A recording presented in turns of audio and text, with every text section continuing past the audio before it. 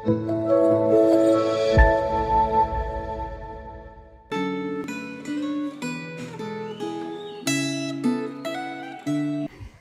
salam sejahtera saudara-saudara yang terkasih di dalam Tuhan dimanapun saudara-saudara berada.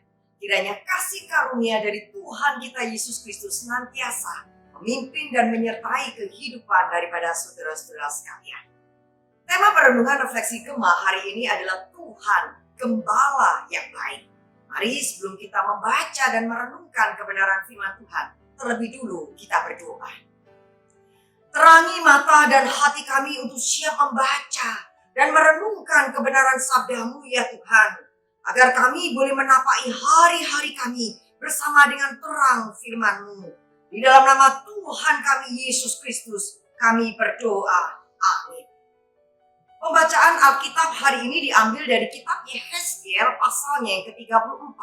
Saya akan membacakan ayat 15 sampai 16, kemudian dilanjutkan ayat 30 sampai ayatnya yang ke-31. Demikian firman Tuhan. Aku sendiri akan menggembalakan domba-dombaku, dan aku akan membiarkan mereka berbaring.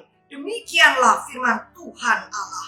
Yang hilang akan kucari, yang tersesat akan kubawa pulang, yang luka akan kubalut, yang sakit akan kukuatkan, serta yang gemuk dan yang kuat akan kulindungi. Aku akan menggembalakan mereka sebagaimana seharusnya. Dan mereka akan mengetahui bahwa aku, Tuhan Allah mereka, menyertai mereka. Dan mereka kaum Israel adalah umatku. Demikianlah firman Tuhan Allah. Kamu adalah domba-dombaku, domba gembalaanku. Dan aku adalah Allahmu. Demikianlah firman Tuhan Allah. Amin. Lembaga Alkitab Indonesia memberikan judul di dalam perikop ini, Tuhan Gembala Israel yang baik melawan gembala-gembala yang jahat. Dalam bagian ini Allah menyampaikan perumpamaan tentang dua jenis gembala, yaitu gembala yang jahat dan gembala yang baik. Ayat 1 sampai ayat yang ke-10 itu mencatat mengenai firman Tuhan yang datang kepada Yehezkiel untuk bernubuat dan mengatakan kepada para gembala Israel sebuah kecaman dan teguran keras Tuhan kepada mereka yang menggembalakan diri mereka sendiri.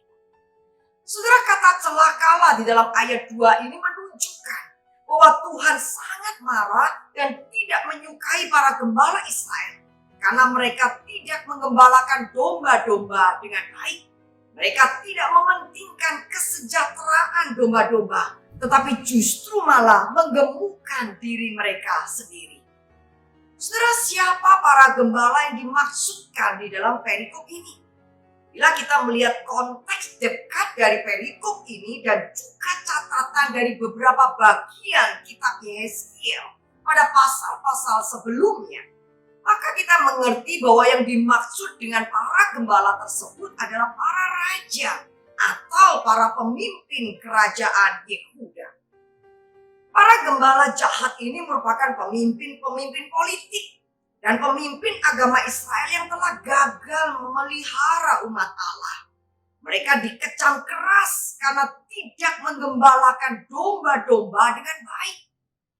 Sebagai gembala yang seharusnya itu mengayomi, melindungi dan menggembalakan kawanan domba-dombanya.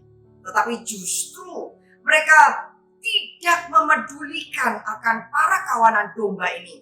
Bahkan malah mereka menindas dan menyesatkan mereka. Saudara, di dalam ayat yang keempat firman Tuhan mendeskripsikan tindakan dari para gembala yang tidak menggembalakan domba-domba ini sebagai berikut. Yaitu domba-domba yang lemah tidak dikuatkan, yang sakit tidak diobati, yang luka tidak dibalut. Domba-domba yang tersesat tidak dibawa pulang, yang hilang itu tidak dicari. Nah, 5 deskripsi yang lengkap itu sesungguhnya menunjuk pada satu hal, yaitu bahwa para gembala-gembala ini tidak mempunyai hati untuk memelihara, untuk menggembalakan, untuk memperhatikan kawanan domba mereka. Akibatnya, ancaman dari luar mengacak-ngacak komunitas domba tersebut.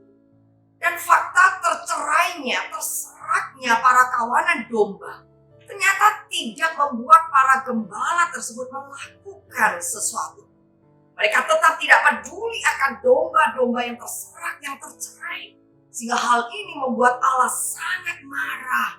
Dan Allah mengatakan hendak menjadi lawan mereka. Itu dicatat dalam ayat 1 sampai ayat yang ke-10.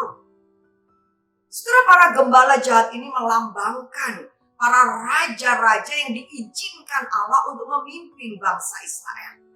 Bukannya mereka ini membawa bangsa Israel menjadi umat Allah yang saleh, yang takut akan Tuhan. Tetapi justru sebaliknya, mereka menjerumuskan seluruh bangsa Israel ke dalam penyembahan berhala dan di dalam perbuatan-perbuatan yang keji dan yang jahat. Allah sendiri akan menurunkan mereka dari tahtanya. Dan Allah yang akan menjadi gembala bagi umat Israel. Di dalam ayat 11 sampai ayat yang ke-16. Di situ mencatat bagaimana Tuhan sebagai gembala yang baik. Yang menggembalakan umatnya sebagaimana yang seharusnya. Yaitu mencari yang hilang. Membawa pulang yang sesat. Membalut domba yang luka. Menguatkan yang sakit. Melindungi yang gemuk dan yang kuat. Di dalam ayat 24 sampai 31 janji ini digenapi di dalam 2 dimensi waktu, yaitu saat Allah memulihkan kondisi bangsa Israel dengan memimpin mereka kembali dari negeri pembuangan. Dan yang kedua, saat Mesias yang merupakan keturunan Daud bertahta di dalam kerajaannya yang penuh dengan keadilan, yang penuh dengan kedamaian, yang tak bernoda dan yang kekal. Saudara, sebagai gembala yang baik, Tuhan akan menyelamatkan umatnya dari situasi yang membahayakan, dari situasi yang mengerikan dengan cara mencari yang hilang, membalut yang terluka, menemukan padang rumput yang aman, serta menggembalakan kawanan domba dengan adil. Dalam ayat 25 sampai 31, perjanjian akan diperbaharui dan tanah akan dipulihkan. Di dalam perjanjian baru, Tuhan Yesus menggenapi nubuatan di atas dengan menjadi gembala yang baik, gembala yang mati bagi domba-dombanya. Yohanes pasal 10 ayat yang ke-11 di situ dituliskan, "Akulah gembala yang baik, gembala yang baik, memberikan nyawanya bagi domba-dombanya." Saudara, sebagai domba yang sudah ditebus oleh darah gembala yang baik itu, kita bukan hanya mendapatkan jaminan kekal menjadi warga kerajaannya. Namun demikian, kita juga perlu belajar untuk menjadi domba yang baik melalui kehidupan kita yang taat kepada kehendaknya, yang taat akan pimpinannya. Tuhan adalah gembala kita yang baik. Apakah dalam kehidupan pribadi saudara, saudara juga sudah menjadi domba yang baik? Mari kita tundukkan kepala, kita berdoa. Terima kasih ya Tuhan, Engkau adalah gembala kami yang baik, yang memedulikan dan yang memelihara kami. Jadikan kami kawanan domba gembalaanmu yang baik, domba-domba yang taat akan titah-titah-Mu. Biarlah kiranya firman-Mu ini meneguhkan iman kami, untuk kami tidak takut menjalani hari-hari kami, walaupun di tengah kondisi dunia yang penuh dengan bahaya dan yang tidak menentu seperti ini. Karena Engkau Tuhan adalah gembala kami yang baik, yang senantiasa berjalan beserta dengan kami. Terpujilah nama-Mu. Di dalam nama Tuhan kami Yesus Kristus, gembala kami yang baik, kami berdoa. Amin. Selamat menapaki hari-hari bersama Tuhan, gembala kita yang baik. Tuhan memberkati.